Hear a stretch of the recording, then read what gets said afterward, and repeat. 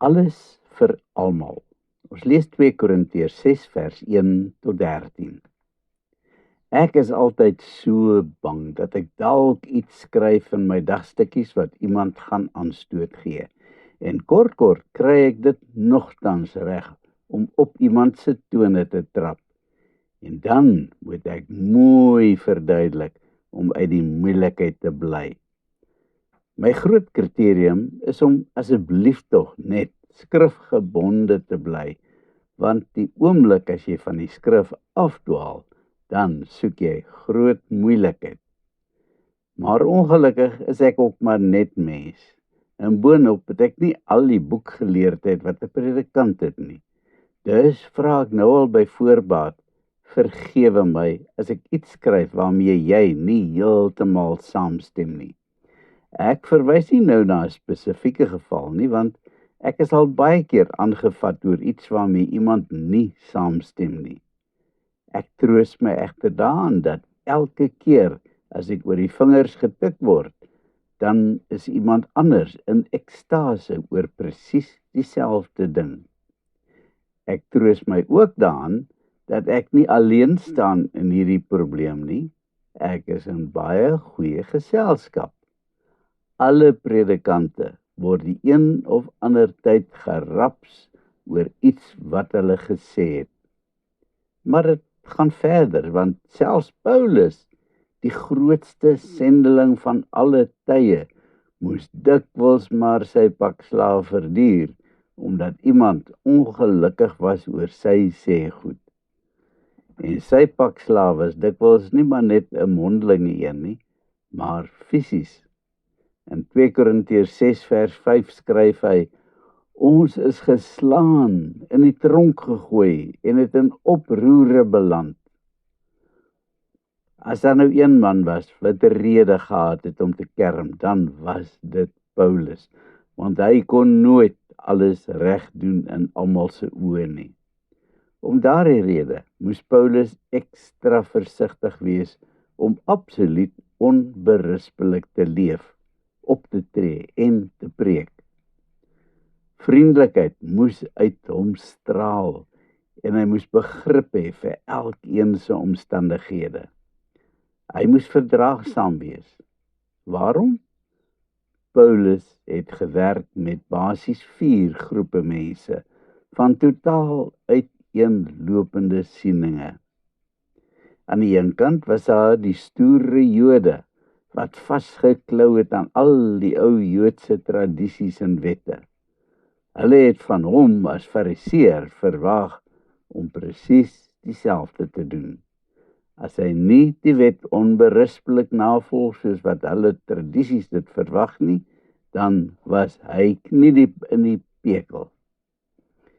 Die tweede groep was die Joodse gelowiges. Meeste van hulle kon nog steeds nie afskeid neem van die ou tradisies nie, maar terselfdertyd het hulle Jesus aanbid. Hulle was verdeeld oor presies wat van hulle verwag word. Hulle was verward. Die derde groep was die ongelowige heidene wat briesend was oor Paulus hulle gode geminag het en hulle mede-aanbidders afgerokkel het. En dan was daar die vierde groep, heidene wat tot geloof gekom het. Hulle het absoluut geen erg gehad aan Joodse tradisies nie, en hulle kon nie verstaan waaroor al die boehaai gaan nie. Die Jode het van hulle verwag dat hulle ten minste sommige van die Joodse tradisies, soos byvoorbeeld die besnydenis, moes nakom.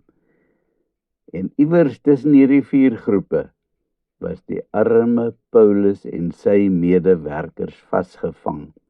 Dit was 'n gans onmoontlike taak om sodanig te leef dat hulle almal sou tevrede stel. En die dinge wat hulle verkondig het nog meer konsternasie veroorsaak, want die Joodse gelowiges wou hê dat Paulus moet preek dat die wet ten volle onderhou moes word, terwyl die heidense gelowiges vereis het dat Paulus moes preek dat almal vrygemaak is van die wet en dat dit totaal oorbodig is. Daarom skryf Paulus die gedig om te illustreer waardeur hulle moes gaan. In die 1983 vertaling lees ons in 1 Korintiërs 6 vers 8 tot 10. Ons ontvang eer en oneer. Ons word beledig en geprys. In ons eie bediening gaan dit dikwels ook soos met Paulus. En ek moet maar fyn trap. Ten spyte daarvan word ek dikwels uitgelok om my opinie te lig oor die een of ander omstrede onderwerp. Vir 'n leraar in 'n gemeente is dit maklik, want hy preek slegs vir sy kerk of gemeente se siening. Ongelukkig skryf ek vir gelowiges oor 'n baie wye spektrum van sieninge. Daar's diegene wat glo dat die skepping slegs 6000 jaar oud is, en ander wat glo dat dit 15 biljoen jaar oud is. Daar's die kwessie van die Sabbat of die Sondag. Dan is daar strydvrae oor die doop, nagmaal, onderhouding van die wet, selfgeslagverhoudinge en nog baie meer. Ek het al 'n paar keer in die stryk getrap om hierdie soort onderwerpe aan te raak. En elke keer is ek gelooi daaroor. Aan die ander kant is daar ook dikwels persone wat my probeer oortuig om hulle siening aan te neem. Daar is slegs een onderwerp waaroor ons almal saamstem, en dit is die verwonderlike verlossingsdaad van Jesus. Daaroor kan ons almal eensgesind wees.